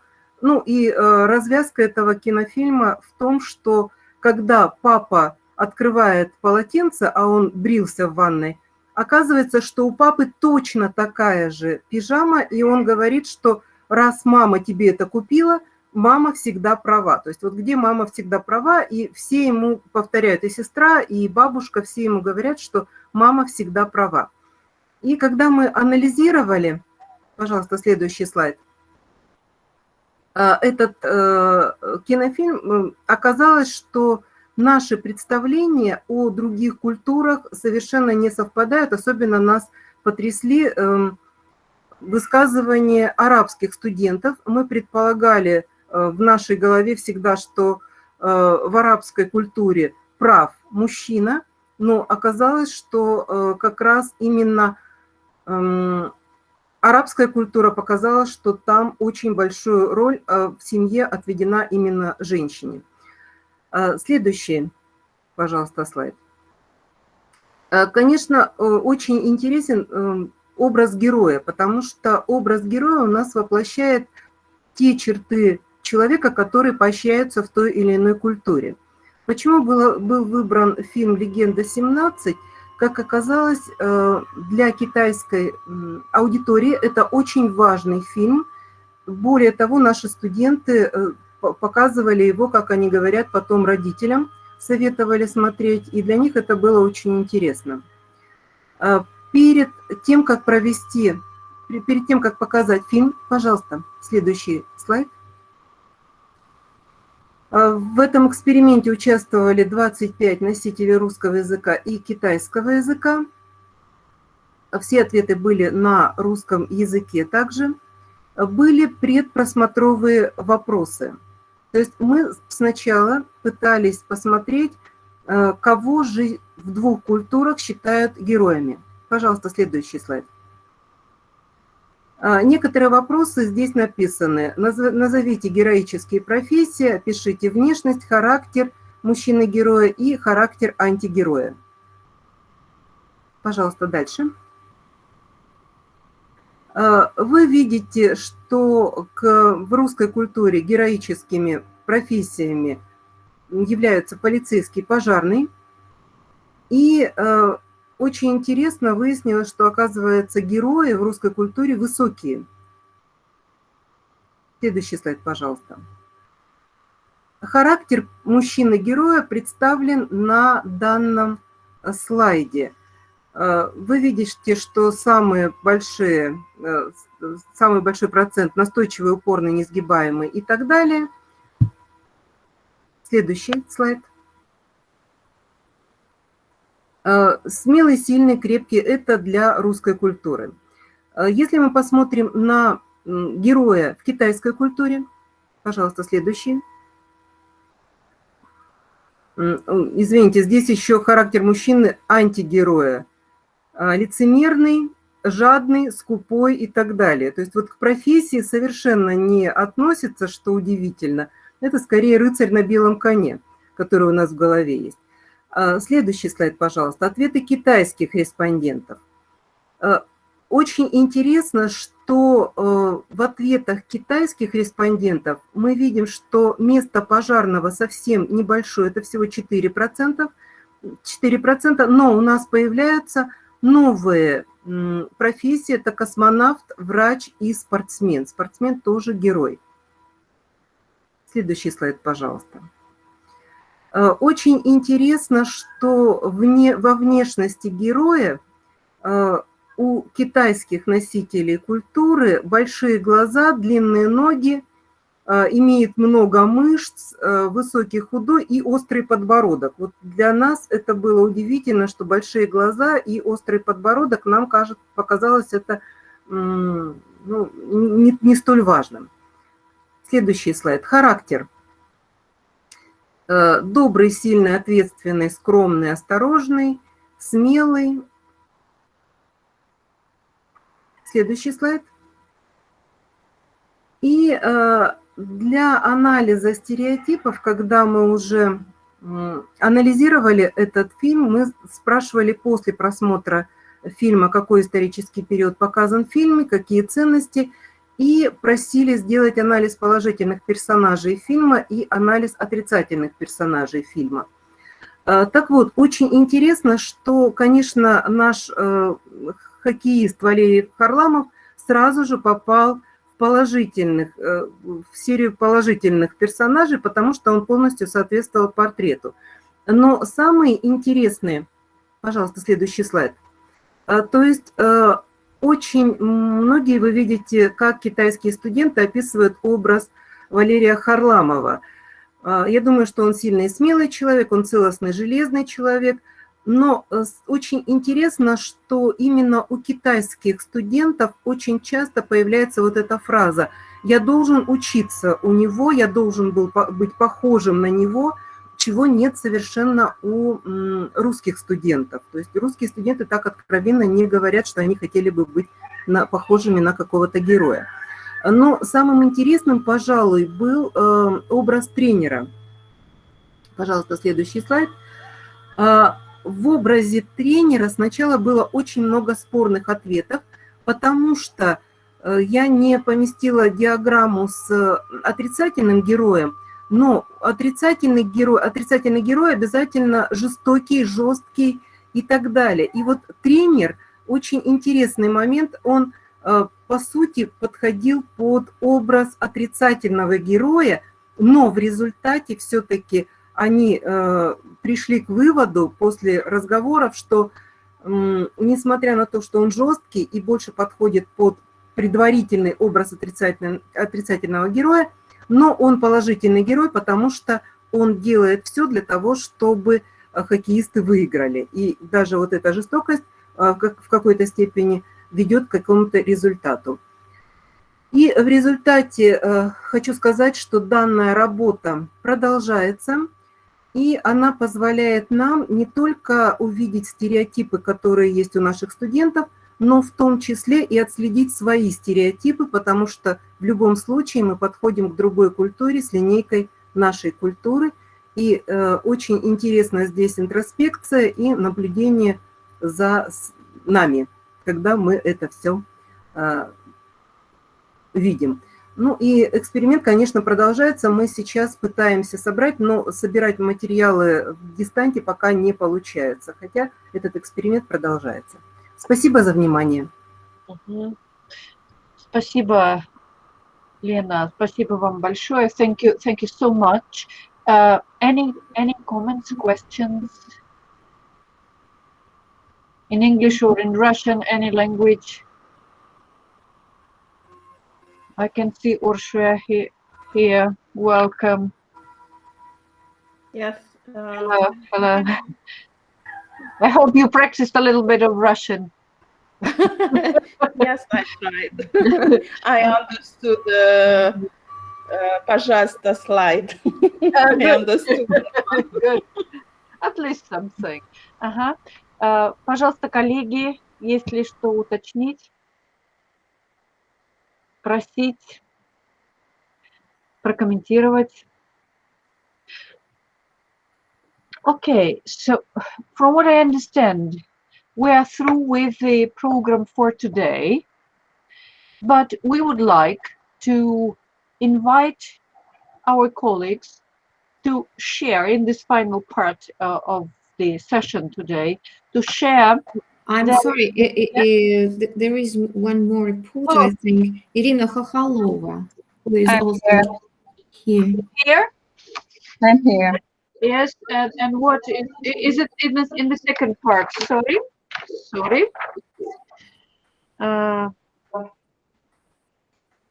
But I can't see it. I can't see the presentation planned for today. Are you sure it is planned for today? Yes. And excuse me, Irina, we're supposed to have our presentation at 4:30. Yes. So no, but it went in a little bit chaotic way. Yes, very sorry, because we had a gap because of the missing participants. All right, let's. Can you see this slide or no? Waiting to see it.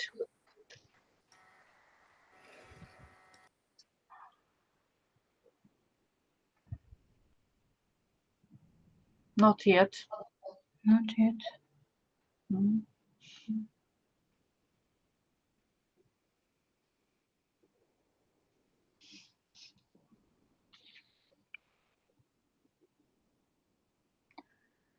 I'm glad to see you despite this format, research formats.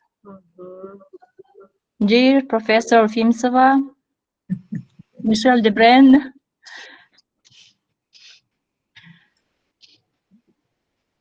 and Olga BALYASNIKOVA.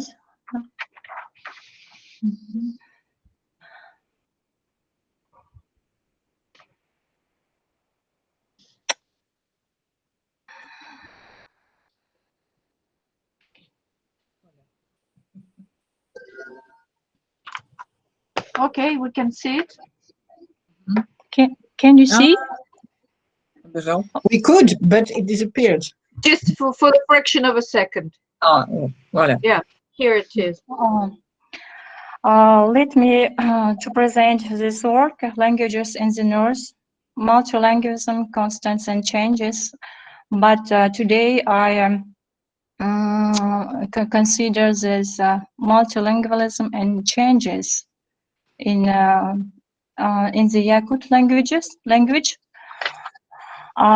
There is a need to study and determine this systematic image of the world, the language competence of the northern peoples in the context of globalization and urbanization for further study of the futures and problems of bilingualism or multilingualism, relations between ethnic representatives of the peoples living in the Republic of Sakha-Yakutia, one of the biggest and multicultural Russian region.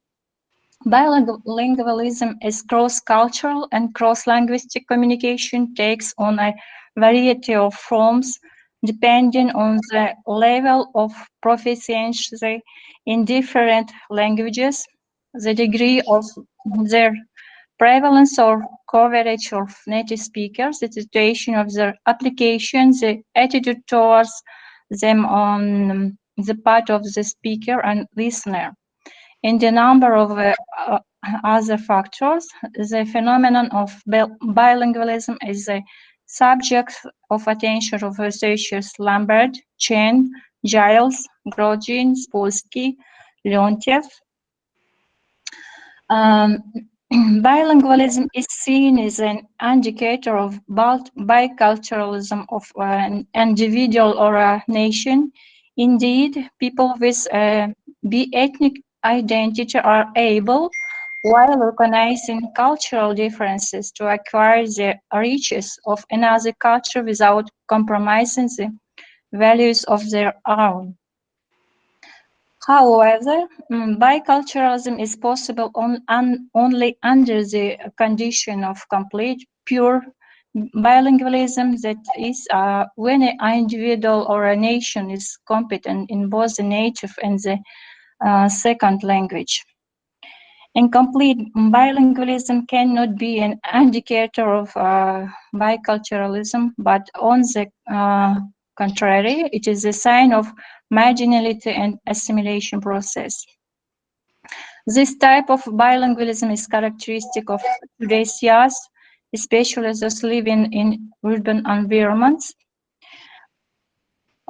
Incomplete bilingualism can be caused by external and internal factors. It should be noted that today young people resort to foreign language, slang, often peculiar to bilinguals. Therefore, there is a rather serious problem. Ignorance of the fullness of both native and Russian languages most likely can lead to the loss of language with a lower status. In the context of globalization, the preservation of the purity of the language is an urgent problem in the bilingual region. The Yakut language, along with Russian, has received the official status of the state language of the Republic Sakha. The Yakut language functions in all spheres of life in the region. During this period, a great deal of work has been done to develop and preserve the Yakut language. The problems of contemporary Yakut language, which is undergoing some transformations under the influence of the Russian language. The purpose of this work is to determine the types of errors that occur in text in the modern Yakut language. During the research, various articles of journalistic and conversational style were studied. To trace the changes in the languages, it is enough to study the materials of the Yakut spoken language and, unfortunately, the news programs in the Yakut television. For a more detailed description of the study, we analyze the articles from the newspaper, KUM, and the interactive forum from the information and entertainment portal, yekt.ru. The Yakut literary language is a developed national literary language with its own norm, but currently there is a decrease in the overall level of speech literacy among the population of the Republic.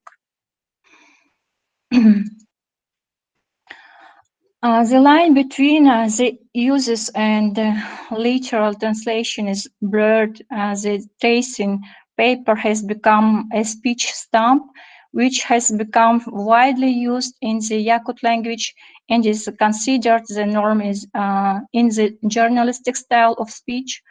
As a rule, the uses reflects the identity of people, their way of life, traditions, and customs. So it's difficult to find an equal equivalent and sometimes impossible. In case of non-compliance with the usual norms, the language becomes artificial, as a result of which the process of realization of the language can occur. For example, you can see that sentences. It is a realization of the language. Подышать свежим воздухом, салганынан тынар, get some fresh air. Дословно поглощает, ест воздух. Салгансир, eats fresh air. And the second sentence is, for example, can you tell me if the microphone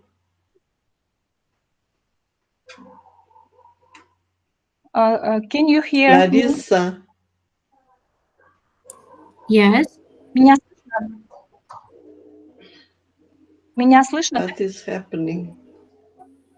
Вот вас слышно, Ирина, слышно. Ага. Занимается танцами, инкюнен жерктанар, just dancing instead of dances, танцует. The Yakut language has borrowed words from the Russian language and international languages, for example, such as analysis, Коротыртан из городов, Нехилектерге, Наслигам, Тунаслек, Барабытовтоватен, правительство, government. Larisa, are you hearing me? Yes, if you mean Zhukova Larisa, yes, I'm here.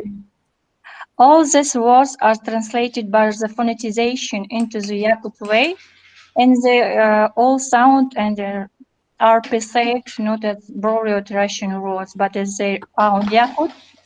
Later, Russian words penetrate without changes, which significantly changes not only the phonetic harmony of the language, based on the harmony of vowels and consonants, but also the culture of the language. Vem aqui ver por que eu não estou ouvindo, não estou ouvindo, It was revealed they're using a lot of words from the Russian language in the speech of when at the time, in some cases, it was possible to use words from the Yakut language. For example, наоборот, instead of Yakut word, on the contrary, нормально, scepter instead of scepter, normal, авторитет instead of холобур болар кихи, authority, and other. This errors not only distort the Yakut speech, but also simplifies the presentation of information. In the spoken Yakut language informs in cyberspace, more often there are parasites words from the Russian language, such as жестко, strict, strong, короче, shorter, as well as introductory words, например, for example, вообще, in general. As a result of the strong influence of the grammatical form and syntactic structure, new calcified syntactic units are formed, which give rise to speech errors in the language. Here, with this example, we see the transformation in sentence by introductory word, noun name, which is the characteristic of the Russian language, as по утверждению врачей, according to the doctors. In the Yakut language, the location of the predicate is at the end of sentence, both in sample and complex sentences. In conclusion, I would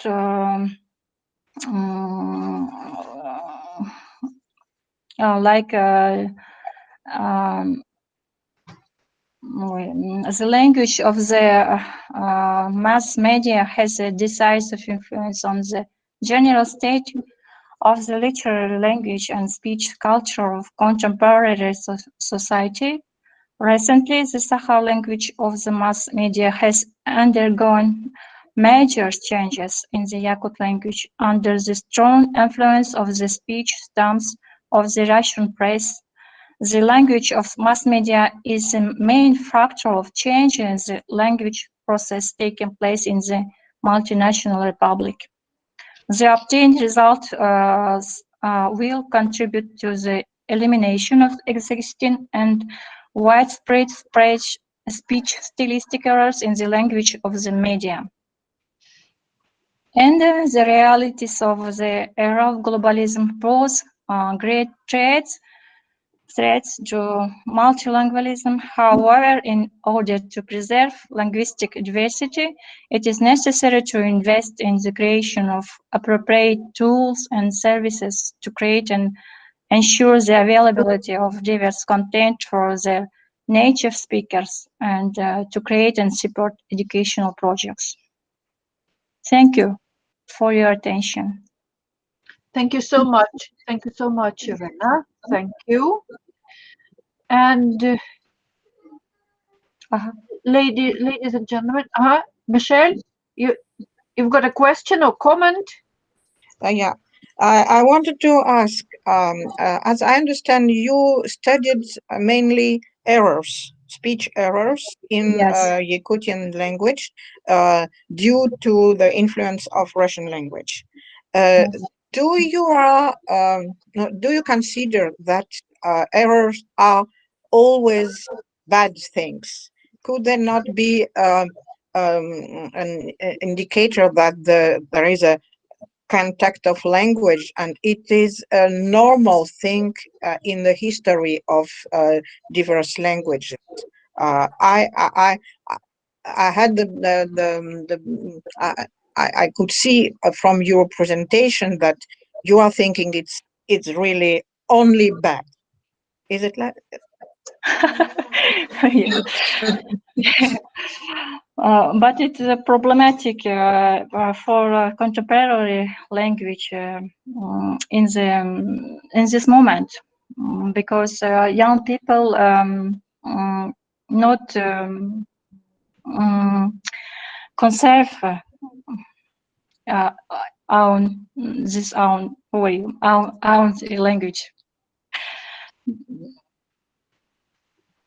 Yeah, I understand. I didn't consider the historical note.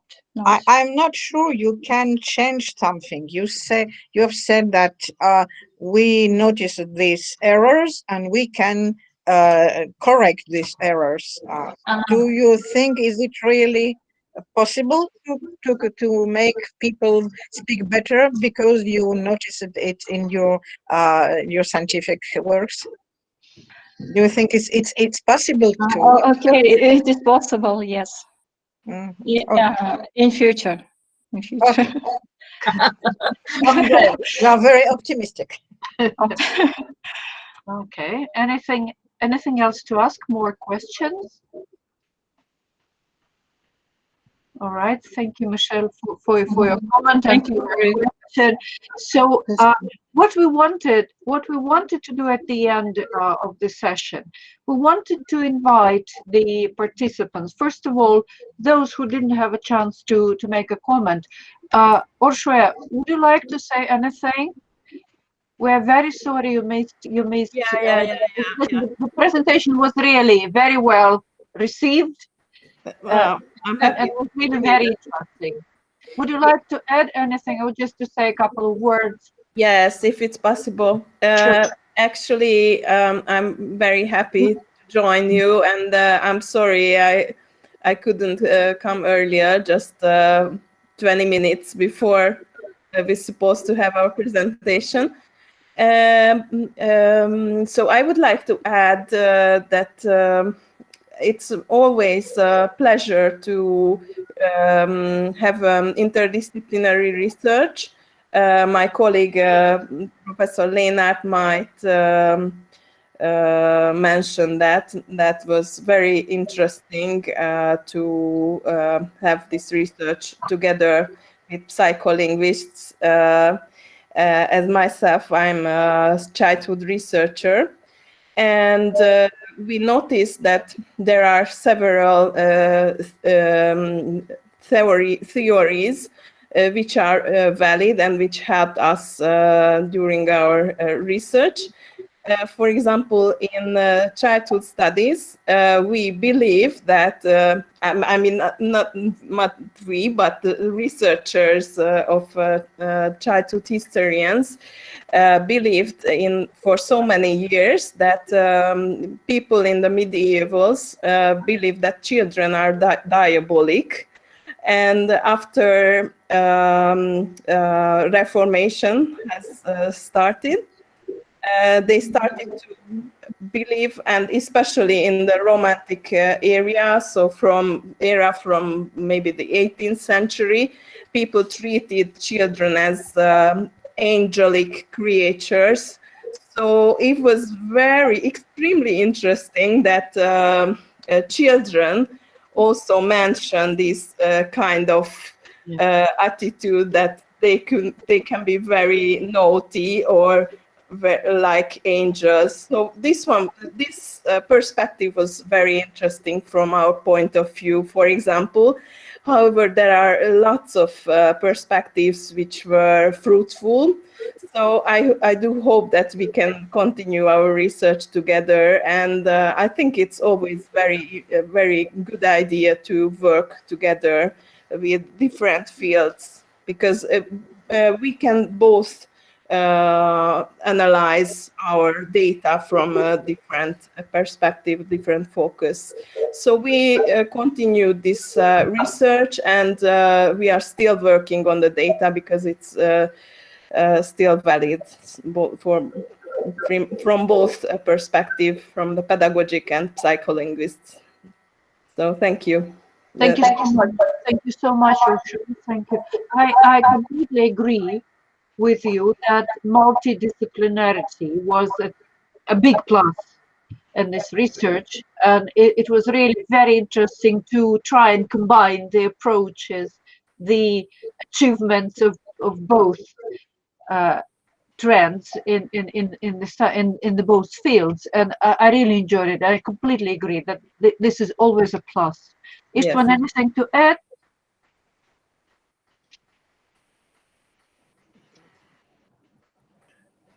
I would just like to thank you for your attention, and I'm glad that Orshaya could also add her comments.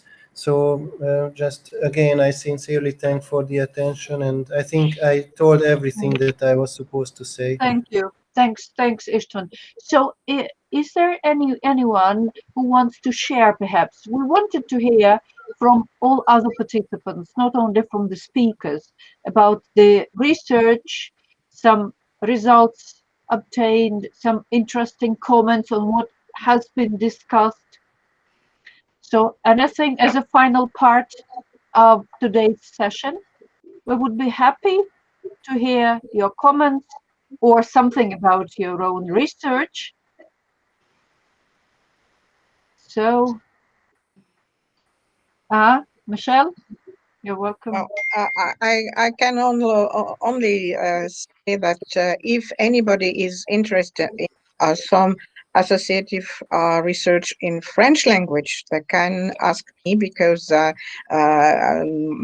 we have finished the second part of the French associative dictionary, and it's a very big new material, and if anybody needs some results from French language, I will be very happy to share.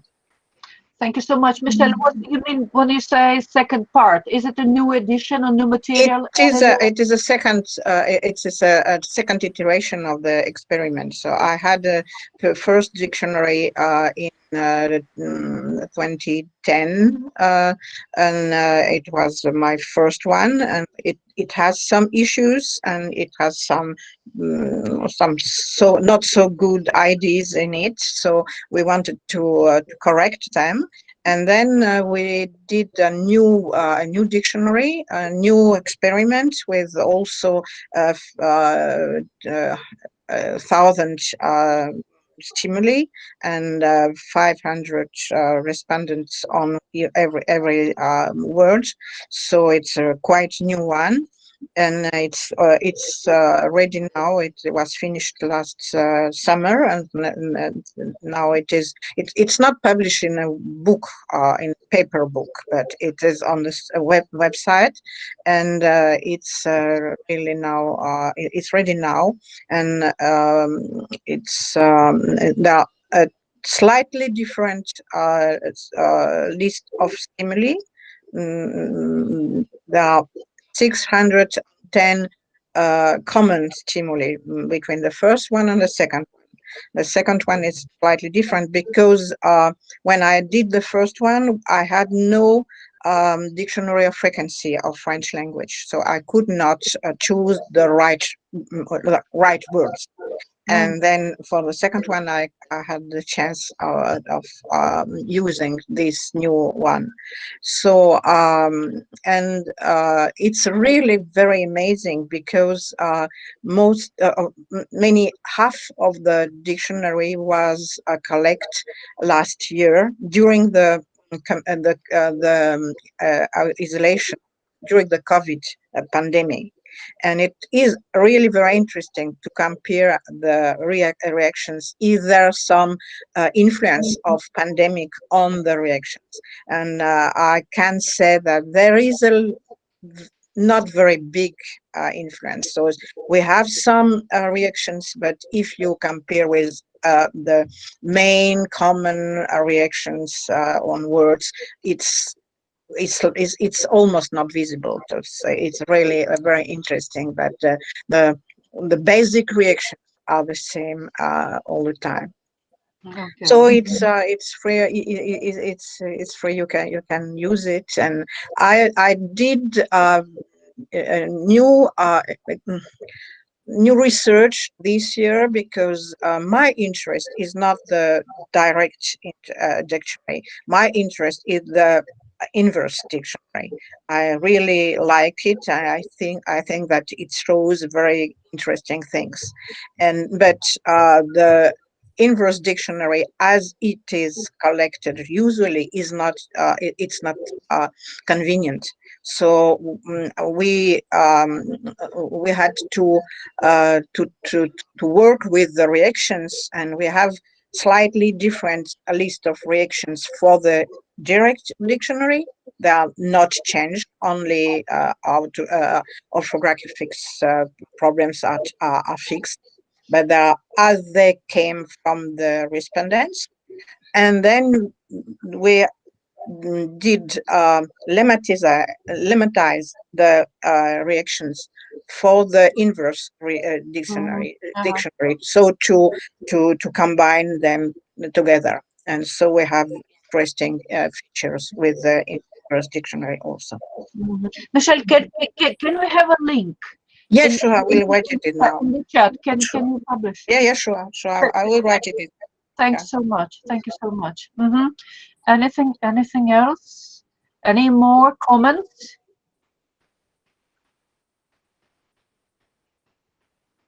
No more. But I would like to check if we have the link to the French dictionary. Still waiting. Coming. I'm coming. Yeah, I'm waiting.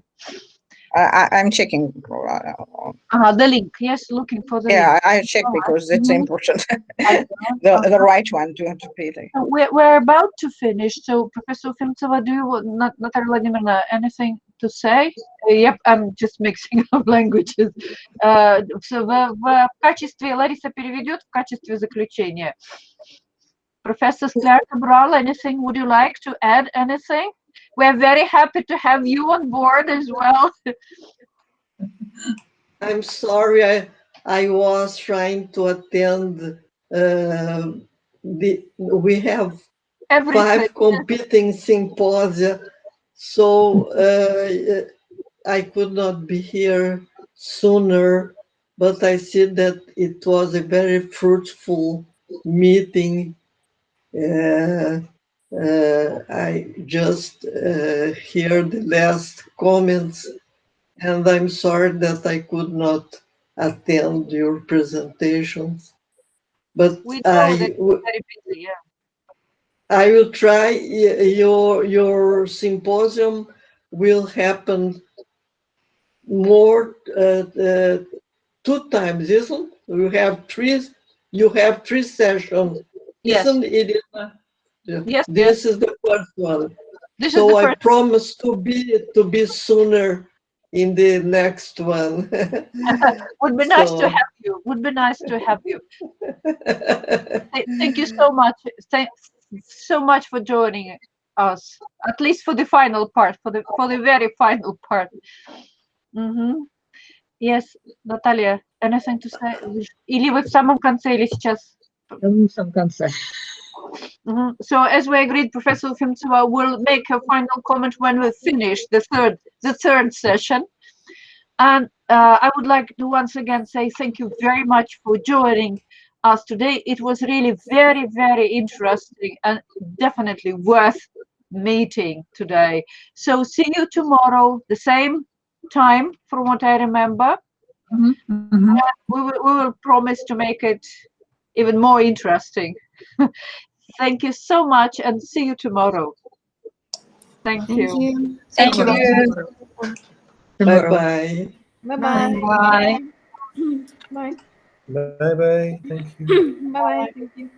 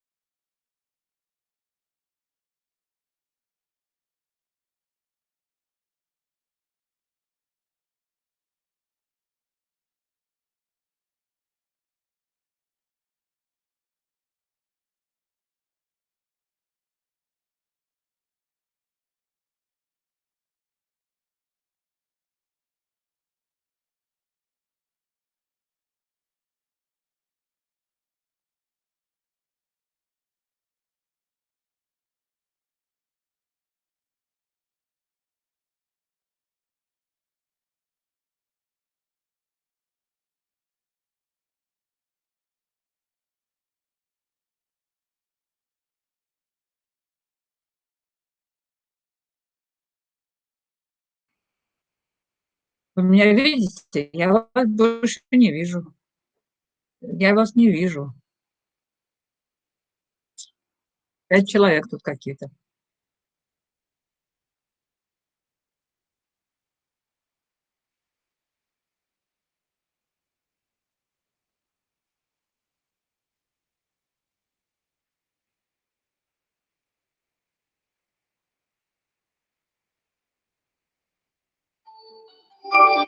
Да, Ирочка, я включилась, но я тут вас не вижу. Я на секцию пришла. Лариса, вы тут? Да, я здесь. А я... Наталья, вы втроем. Нет, я вас не вижу. Я вижу, тут был Акиджак, Эскрита, Исапл. Нет, мы сейчас с вами втроем разговариваем по WhatsApp. По телефону, то есть я думала, что вам нужно войти обратно. Нет.